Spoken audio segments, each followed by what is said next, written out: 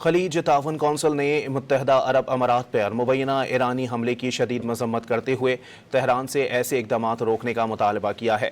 خلیج تعاون کونسل کے سیکریٹری جنرل جاسم محمد نے ایک بیان میں بین الاقوامی برادری سے بھی مطالبہ کیا ہے کہ وہ خطے کے امن کو داؤ پر لگانے والے ایران کے غیر ذمہ دارانہ اقدامات کو رکوانے کے لیے اپنا کردار ادا کرے۔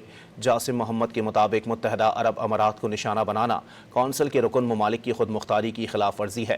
اس طرح کی کارروائیاں کسی بھی صورت میں قابل قبول نہیں ہیں۔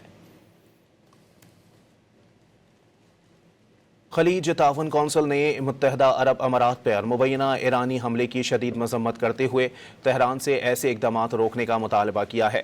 خلیج تعاون کونسل کے سیکریٹری جنرل جاسم محمد نے ایک بیان میں بین الاقوامی برادری سے بھی مطالبہ کیا ہے کہ وہ خطے کے امن کو داؤ پر لگانے والے ایران کے غیر ذمہ دارانہ اقدامات کو رکوانے کے لیے اپنا کردار ادا کرے۔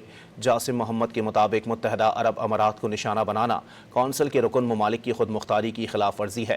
اس طرح کی کارروائیاں کسی بھی صورت میں قابل قبول نہیں ہیں۔